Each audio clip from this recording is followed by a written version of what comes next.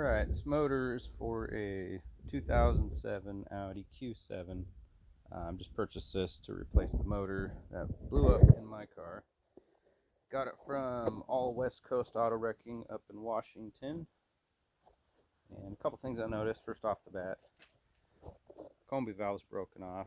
It's supposed to look like that. But whatever, I've got replacements. You look at this. This has been hit. So they took an impact here. I'm worried about the crank. Hopefully this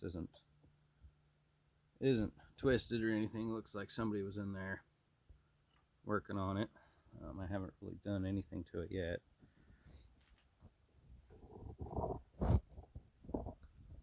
Valve cover's cracked, broken right there.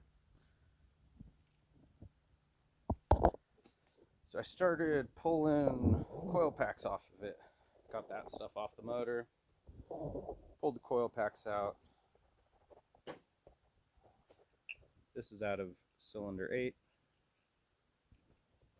This is after wiping that down a little bit. Tons of corrosion. It was filled with water. I just blew it out with my air nozzle. So that sat for a while with the hood up or something, because that's rusted. Tons of water down through here. This super rusted here. Some of the water that blew out of there. And then right there, that's from the crank position sensor. It's been out for a while, looks like, and that's where it's rusting really bad right there through it. So you can tell that this thing's been sitting out for a while. All this corrosion on here. Not too worried about it as long as the motor is good internally. Lots of rust in the rear coolant ports. I'm really hoping that no water made it down into the cylinder through here.